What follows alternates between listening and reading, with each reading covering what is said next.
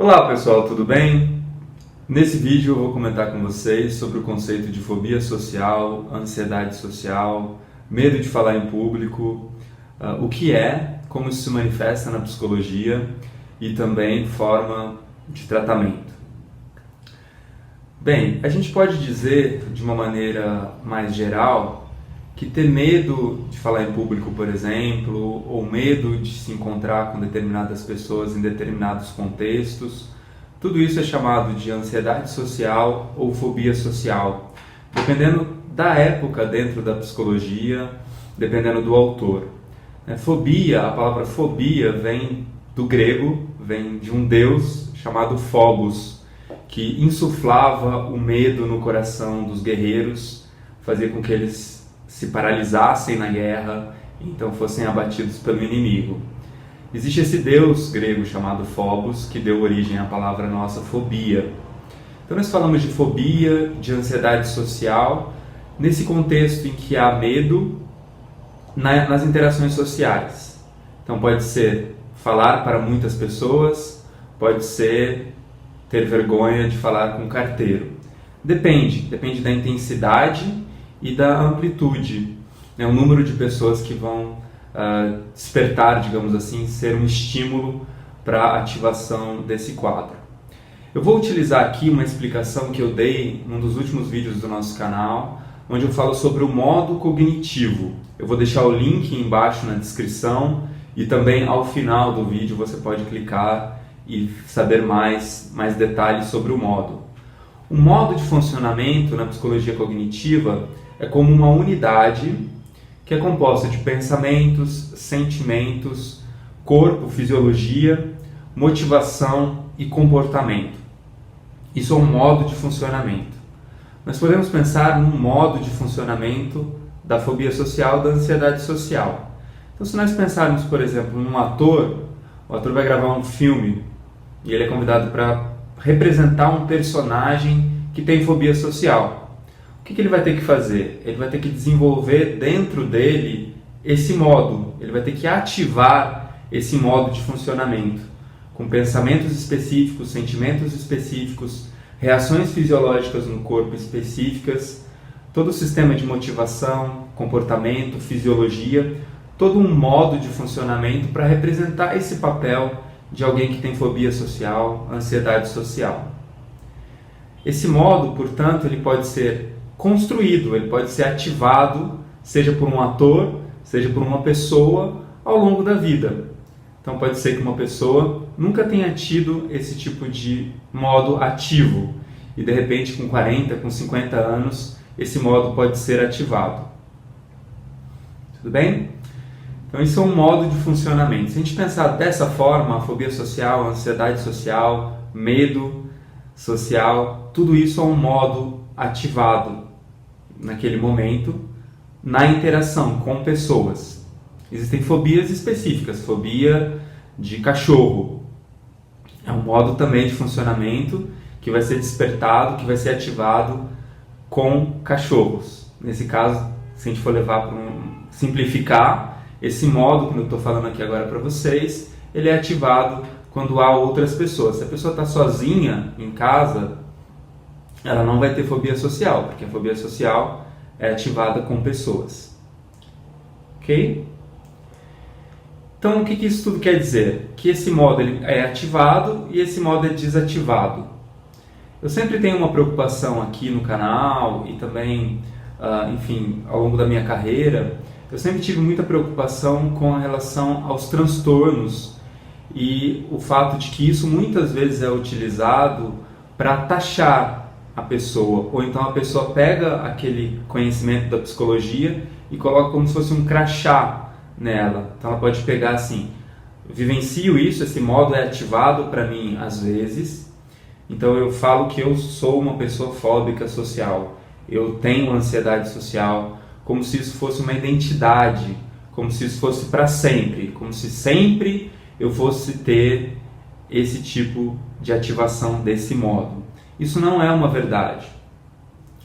Pode ser crônico, pode aparecer durante muitos momentos na vida, mas o mais importante é tem tratamento, tem formas de desativar esse modo.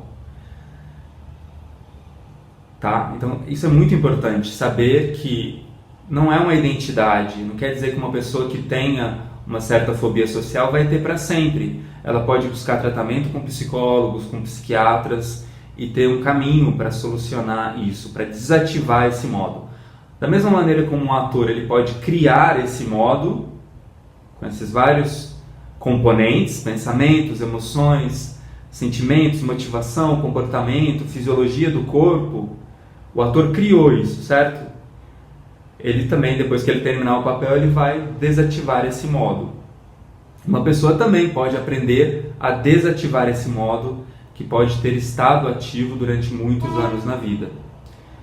Esse é um ponto bastante importante. É importante saber sobre um transtorno apenas para buscar tratamento, saber quando ele é ativado, saber algumas informações sobre ele, mas não trazer isso como um crachá, porque isso fixa a pessoa numa identidade que não é verdadeira. Isso é bem importante.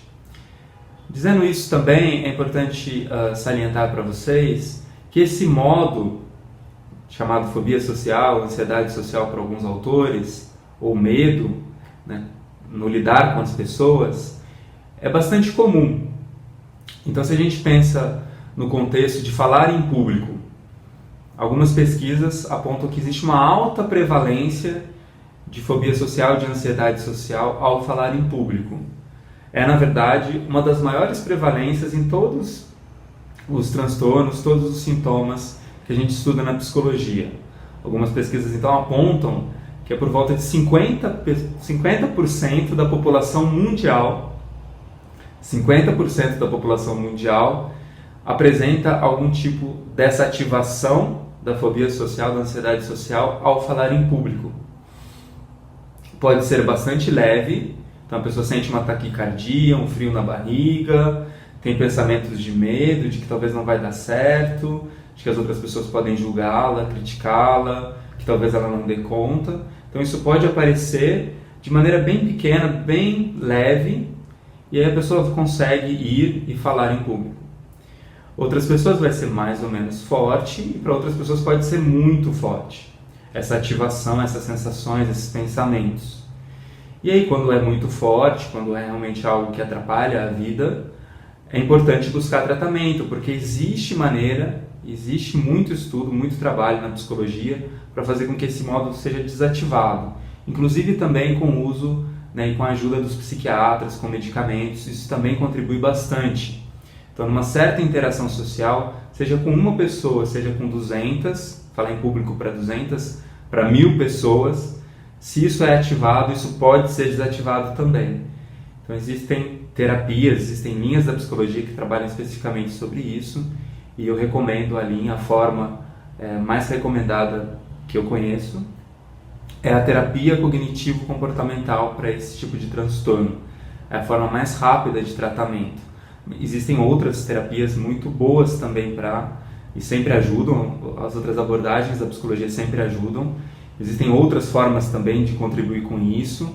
Falei para vocês da psiquiatria já, o próprio teatro, tudo isso também contribui bastante. Se você está, de repente, numa cidade, ou se você está numa condição, talvez que agora fique difícil para você buscar tratamento com psicólogo, com psiquiatra, eu recomendo este livro, do Clark e do Beck. Esse livro, ele é um manual do paciente. Então, o que isso significa? O paciente vai fazer terapia cognitivo-comportamental, ele pode ler esse livro como um recurso para ajudar no tratamento.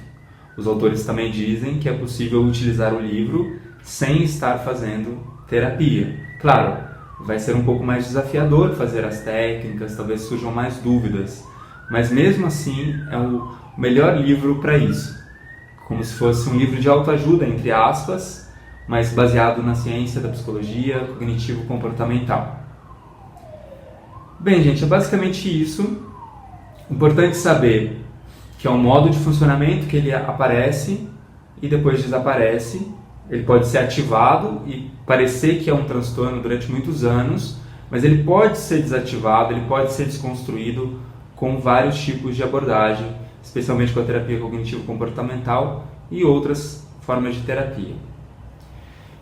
Isso é bem importante de saber. É importante também de saber que é comum, por exemplo, em situações sociais, seja na escola, faculdade, no trabalho, que falar em público desperta um pouco disso, né? Muito comum, 50% da população experiencia isso.